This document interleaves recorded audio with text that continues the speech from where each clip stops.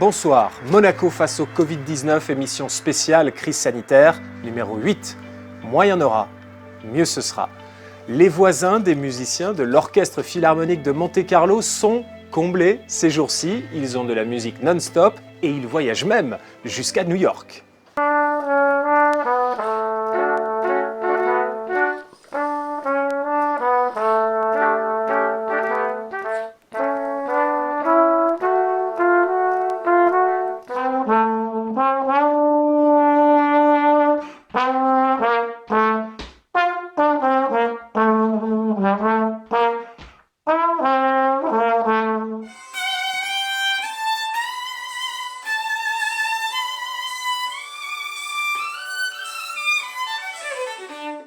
Alors New York justement, qui devient l'épicentre de la pandémie selon l'OMS, avec un taux d'infection presque 10 fois plus élevé que dans le reste des États-Unis. Et la Big Apple est visiblement partagée entre le confinement, avec le chant des oiseaux, et le retour au travail, comme nous l'explique Gildo Pastor.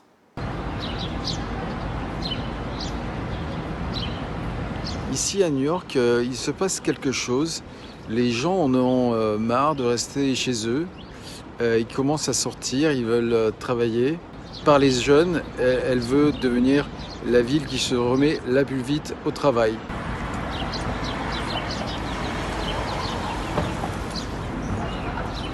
New York prise en étau entre les appels à la quarantaine et l'optimisme pro-business de Donald Trump qui voudrait que les affaires reprennent le plus vite possible. Merci à notre éminent consul général à New York d'avoir rejoint le réseau Malizia.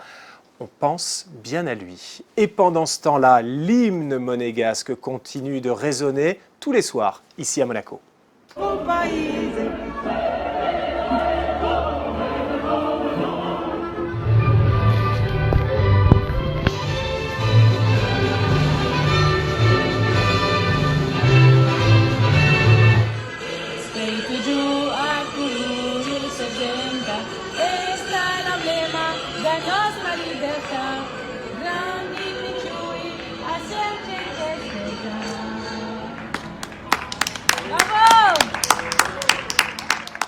Et à propos d'hymne, nous serons dans quelques instants en ligne avec le prince Albert II. Depuis ses appartements privés du palais, le souverain a accepté de participer à cette émission et nous lui demanderons évidemment comment il va.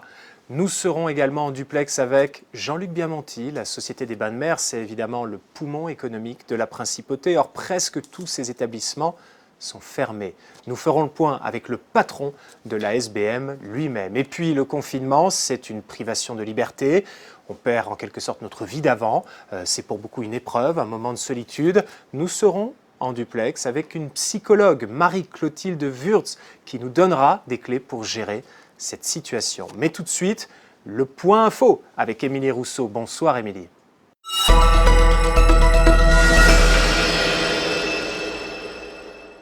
Bonsoir Yann Anthony, vous le savez, un centre d'appel a été mis en place depuis le début de l'épidémie de coronavirus pour répondre aux multiples questions. Son numéro, le 92 05 55 00, il est ouvert 7 jours sur 7, de 9h à 18h. Le ministre des Affaires sociales et de la Santé, Didier Gamerdinger, a précisé hier dans son point presse que beaucoup d'appels témoignaient d'un besoin de parler, une détresse en lien avec le confinement. En ce sens, une équipe de psychologues est mobilisée et reste à votre écoute. Nous vous rappelons chaque jour qu'il est important de respecter les gestes barrières. Mais connaissez-vous la procédure à observer en rentrant chez soi? Il est conseillé notamment de ne rien toucher à la maison avant de se laver les mains, d'enlever ses chaussures ou de désinfecter son téléphone ou ses lunettes au savon ou à l'alcool. Des gestes anodins qui peuvent aider à vous protéger et par la même occasion protéger vos proches. Merci Émilie. Nous avons appris jeudi dernier que le prince souverain lui-même était atteint du Covid-19. Une nouvelle inquiétante pour toute la population car à Monaco, le prince, c'est certes le chef de l'État mais c'est aussi le chef de famille. Et notre chef de famille est justement en ligne avec nous. Bonsoir monseigneur. Bonsoir Yann Anthony. Comment allez-vous? Ben écoutez, ça va pas trop mal. Je commence à voir le bout du tunnel. Bon, j'ai encore un petit peu de tout, mais j'ai plus de fièvre et tous les autres paramètres sont bons, donc voilà, on prend ça au jour le jour, mais j'ai bon espoir que la quatorzaine sera bientôt finie. Bon, en tout cas, vous avez une bonne voix. Votre pneumonie de 2018 était un motif d'inquiétude, j'imagine?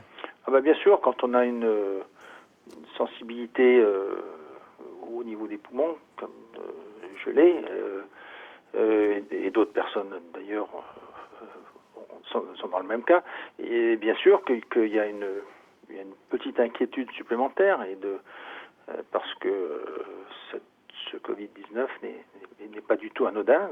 Bien sûr, quand on a des symptômes assez légers, on a de très bonnes chances de ne pas avoir de complications, mais il faut quand même être surveillé, il faut se surveiller, mais il faut bien sûr avoir une communication constante avec son ou ses médecins pour pouvoir bien surveiller la situation. Et une communication constante avec son peuple. Alors, je ne sais pas si vous le faites, monseigneur, mais je vous invite à ouvrir vos fenêtres. Je ne sais pas si c'est recommandé par les médecins, mais à 19h tous les soirs, la population monégasque chante l'hymne sur ses balcons.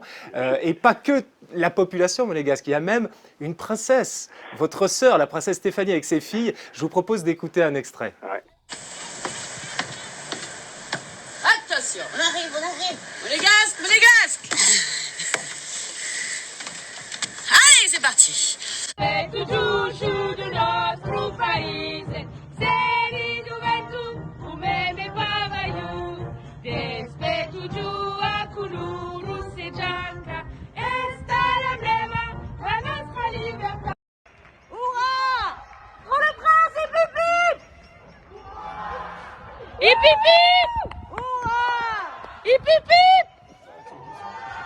Voilà, pour le prince, hip hip hip, hurrah, monseigneur. Oui. Non, j'avais bien sûr ma sœur Stéphanie m'avait alerté de cela et m'avait envoyé déjà des vidéos, et puis j'avais pu entendre ça de loin quand je faisais une petite promenade dans le jardin il y a quelques jours. Voilà,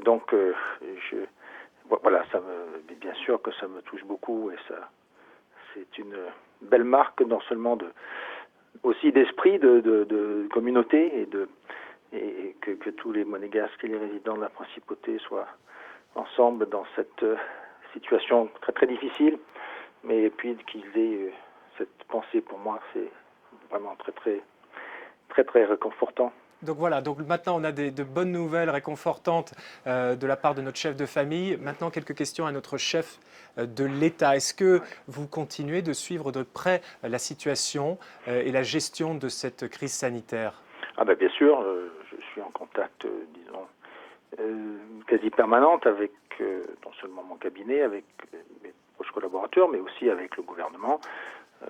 J'ai pu parler bien sûr souvent avec le ministre d'État, avec M. Gamerdinger.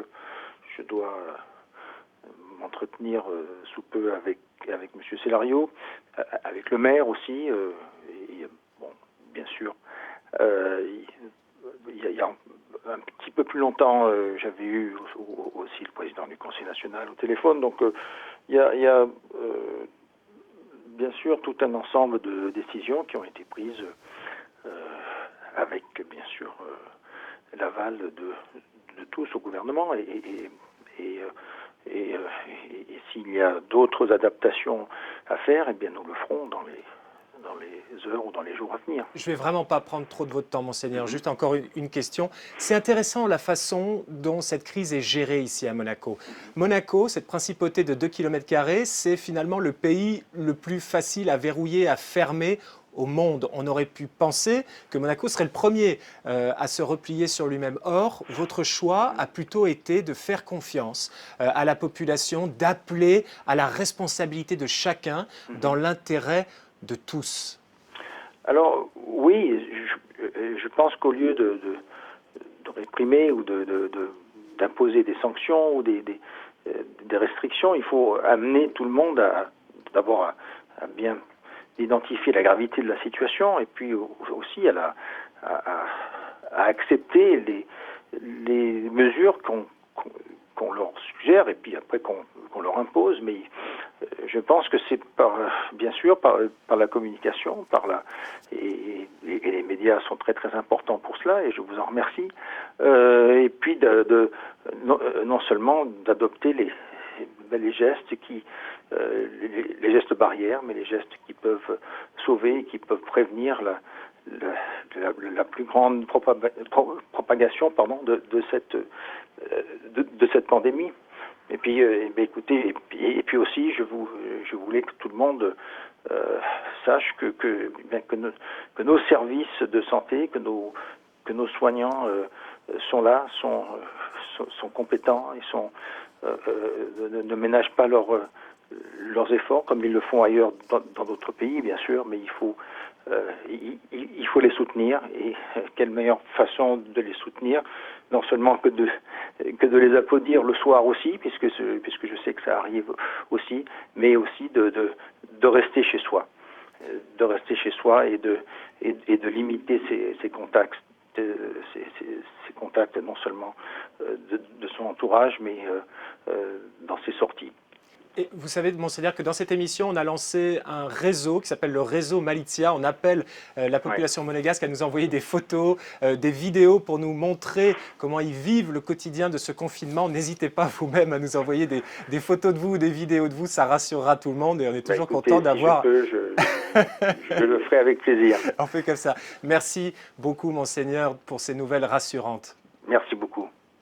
Et voilà, le souverain lui-même a accepté de rejoindre le réseau Malizia. À votre tour maintenant, envoyez-nous des vidéos, des photos, montrez-nous votre vie en confinement, soit sur les réseaux sociaux avec le hashtag réseau Malizia, soit par email. C'est parti pour les infos pratiques avec Émilie Rousseau.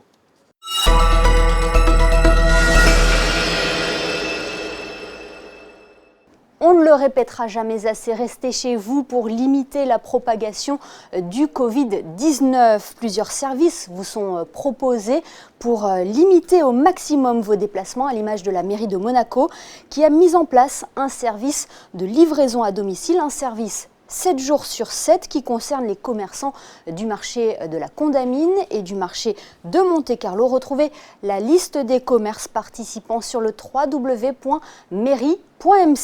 Et pour rappel, la mairie de Monaco a étendu son service de livraison de repas à domicile à tous les résidents de plus de 70 ans et aux personnes vulnérables.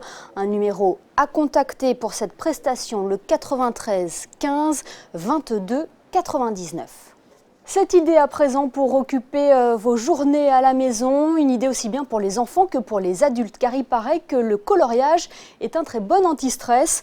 Eh bien Lola a mis son joli coup de crayon à contribution et propose sur sa page Instagram Lola Chat des dessins à télécharger, l'occasion de faire parler sa créativité.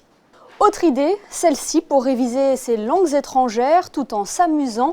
Shibuya Productions propose de télécharger gratuitement Subtils Léon sur votre smartphone. Il s'agit d'un jeu d'aventure et de réflexion disponible en 5 langues et depuis aujourd'hui disponible en monégasque. Plus d'informations sur ce site internet. Merci beaucoup, Émilie. L'ASBM, premier employeur de la Principauté, traverse une situation sans précédent en 150 ans d'histoire. Faisons le point avec le grand patron de la Société des Bains de Mer. Bonsoir, Jean-Luc Biamonti. Bonsoir. Merci beaucoup d'être avec nous. Tous les casinos du groupe sont fermés. Les bars, les restaurants, la plupart des hôtels, il n'y a que l'hôtel de Paris et le Monte Carlo Bay qui sont encore ouverts essentiellement pour les clients résidents. La SBM avait-elle déjà connu une telle situation? Bien évidemment non, pas connu cette situation depuis la guerre.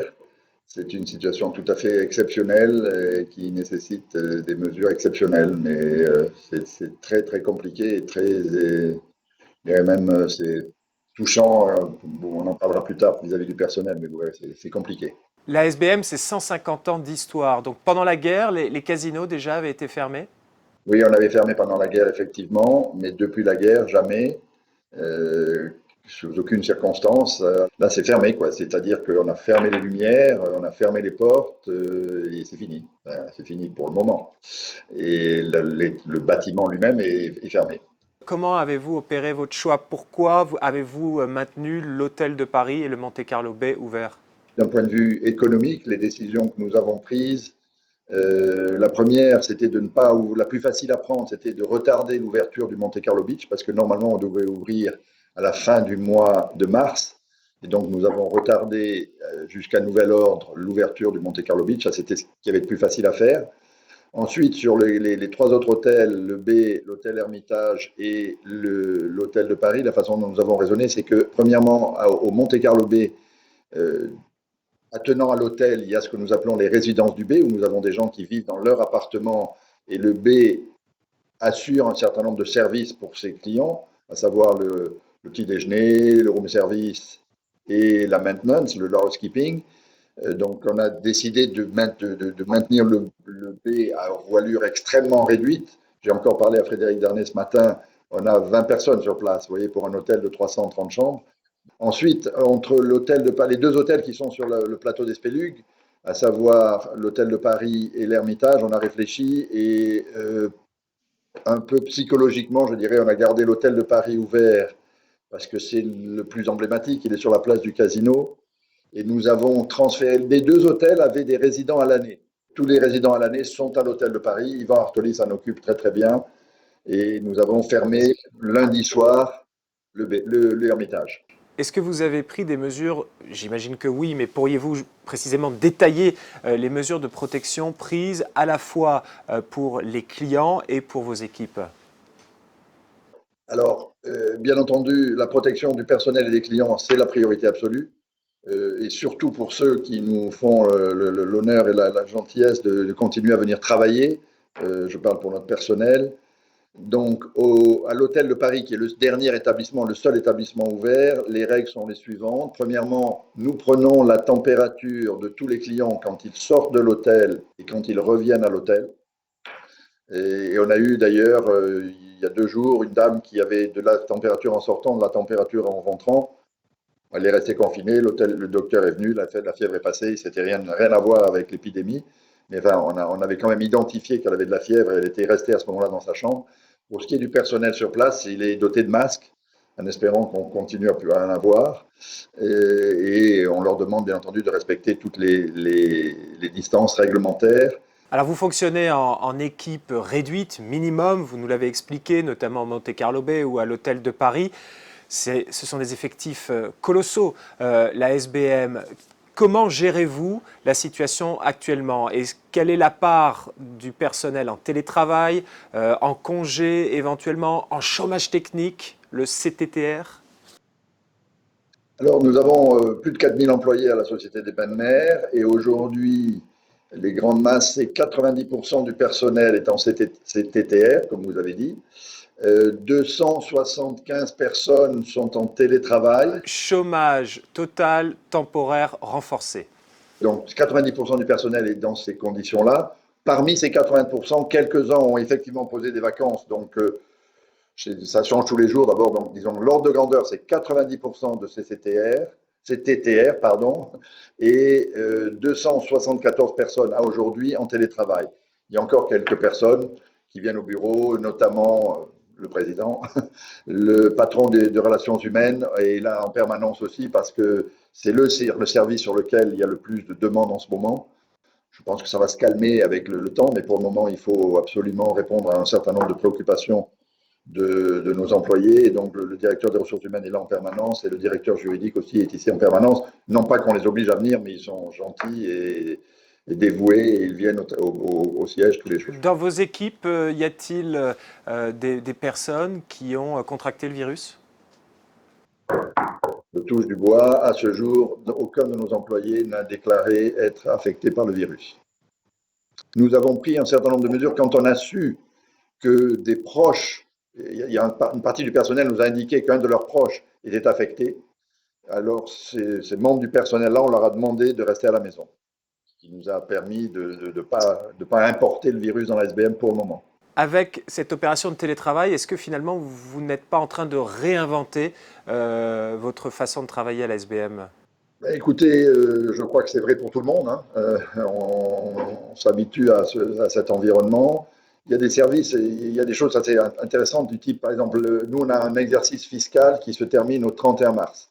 Et donc, vous imaginez que la période qui arrive là, pour clôturer les comptes et présenter ensuite les bilans et conformément à toutes les réglementations boursières, là, le département comptable est très chargé.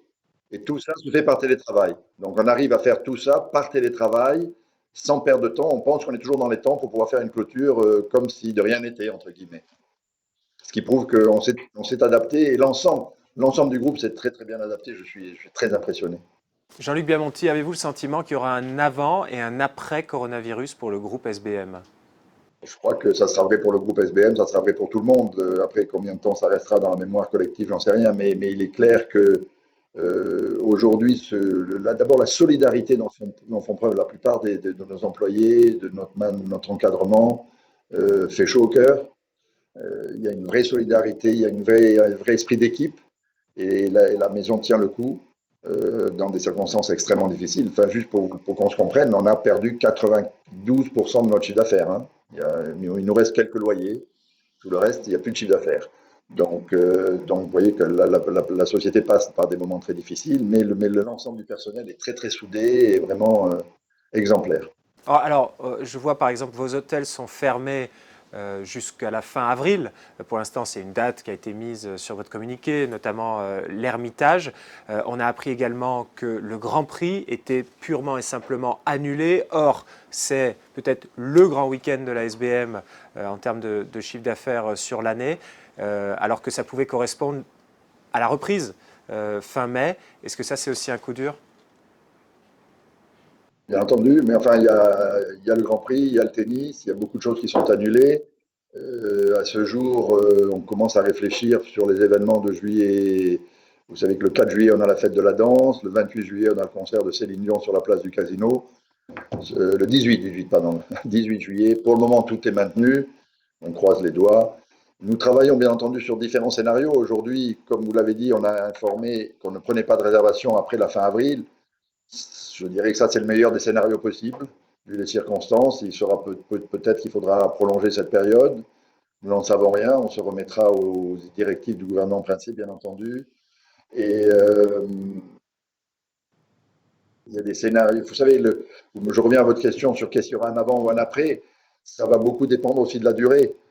Si on est sur des schémas du type reprise quelque part au mois de mai, fin mai, début juin, ça sera un très très très mauvais moment à passer. Si malheureusement les choses devaient s'aggraver et qu'on touche les mois de juillet et août, alors là, c'est tout un autre scénario. Nous travaillons bien entendu sur l'ensemble de ces scénarios. Celui que nous privilégions aujourd'hui, c'est une reprise avant les mois d'été et pour essayer d'être le plus présent possible pendant ces moments-là. Mais est-ce qu'à ce moment-là, en admettant que la crise sanitaire soit passée et derrière nous, est-ce que les gens se remettront à voyager? Nous, on a besoin d'un brassage de population pour que ça marche ici.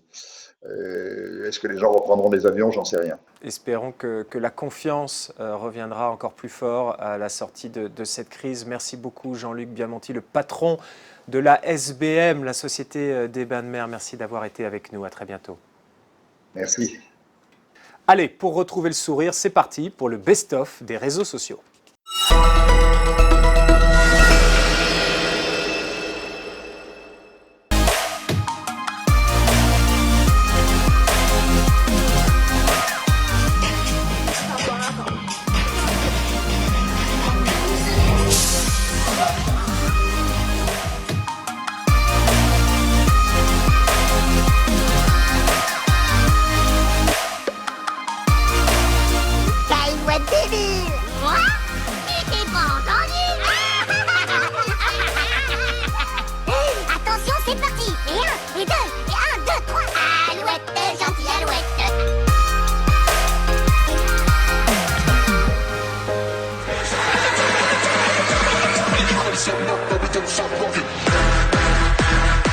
Le confinement, ce n'est pas toujours une boîte de nuit dans la cuisine, malheureusement. C'est aussi une privation de liberté. C'est pour beaucoup un moment de solitude. Comment gérer cette crise? Pour faire le point, nous sommes en duplex avec une psychologue. Bonsoir Marie-Clotilde Wurtz. Bonsoir. Merci beaucoup d'être avec nous. C'est très intéressant de discuter ensemble de la dimension psychologique du confinement. Le confinement, là, on parle quand même d'une privation de liberté. C'est un confinement obligatoire. Quels sont les effets chez la plupart d'entre nous de ce type de confinement ? Je pense que ça va varier selon les personnes, les âges et les individus. Ça va varier aussi en fonction des expériences de vie de chacun. Marie-Clotilde Wurtz, avec ce confinement obligatoire, c'est la fin de la vie d'avant. On sait qu'avec le coronavirus, il y aura un avant-coronavirus et un après-coronavirus. Et là, on est comme dans un sas, enfermé, avec nos proches. Comment on gère ça ? N'y a-t-il pas une sorte de blues du confinement ? Alors, oui, il y a une blouse du confinement et en même temps, j'ai envie de dire, il y a une réalité sur laquelle on ne peut pas déroger. On n'a pas le choix. Et on peut soit accepter de le vivre en se disant « aujourd'hui, je dois le vivre le mieux possible », soit lutter. Et ça va nous demander à tous beaucoup d'énergie sur cette lutte. Qu'est-ce que vous dites à vos patients qui sont cloîtrés chez eux en confinement ? Vous leur dites de lire, vous leur dites de parler, d'échanger, de regarder par la fenêtre. Comment doit-on vivre son confinement ? Il faut être inventif, il faut être patient. Et puis je leur dis surtout aussi, faites l'effort. Faites l'effort de plein de choses qu'on n'aurait pas fait normalement. Faites l'effort de, en famille, vous dire des jolies choses. Faites l'effort en famille de vous remercier quand il y a quelque chose qui est fait. Merci pour la cuisine, merci pour ton temps, merci pour des tas de choses qu'on ne dirait pas. Vous savez, aujourd'hui, on parle beaucoup de psychologie positive. Ben, c'est un bon entraînement, là. Comment on parle du virus, justement, à des enfants en bas âge, pour tenter de limiter l'angoisse ? D'abord, ils en ont tellement entendu parler que pour eux, c'est pas une nouveauté. Là, ils ont vu leur vie bouleversée, la vie de leurs parents bouleversée, les grands-parents bouleversés. Donc, il y a déjà quelque chose qu'ils savent. Et la première chose, c'est de demander à l'enfant, qu'est-ce que tu sais ? Qu'est-ce que tu as compris du virus ? Qu'est-ce qui se passe ? Et en fonction de ce que l'enfant a trouvé, a dit, a compris, on se réajuste et on réajuste ce qu'on a à compléter. Et ensuite, pour des enfants, il faut parler avec des métaphores. Et après, je dirais qu'on peut aussi lui dire une chose aussi que quand ils sont petits, de lui dire, mais tu sais, toi, tu as un pouvoir exceptionnel, tu as un pouvoir particulier pour préserver, tu as un pouvoir particulier pour être prudent par rapport à l'autre. Tu vas préserver l'autre et tu vas te préserver toi. Et toi, tu as ce pouvoir-là. Alors oui, et tu sais comment on utilise ce pouvoir ? En étant à la maison, en étant tranquille à la maison. Des fois, c'est facile et des fois, c'est dur. Maintenant, une question un petit peu plus intéressée. Dans un cas comme ça, quel est, vous, le conseil que vous nous donnez à nous, programme de télévision ? Quel est le message que nous devons faire passer ? Qu'est-ce que nous devons avoir à l'esprit quand on intervient tous les soirs comme ça à la télévision, le temps d'une crise ? Je dirais qu'il faut dire les choses d'une façon claire et vraie, et en même temps délicate. D'accord, sans être anxiogène. Parce que les vérités sont... Voilà, sans être anxiogène. Merci beaucoup, Marie-Clotilde Wurtz, d'être intervenue pour nous parler, pour évoquer ensemble cet aspect psychologique de la crise. Monaco face au Covid-19, c'est votre programme. À vous de nous alimenter en rejoignant le réseau Malizia et à nous de vous informer 7 jours sur 7 à 19h pendant cette crise. On se quitte avec le réseau Malizia monté par Véronique Rodriguez. Et il paraît que le prince nous a déjà envoyé une photo. À demain sur Monaco Info.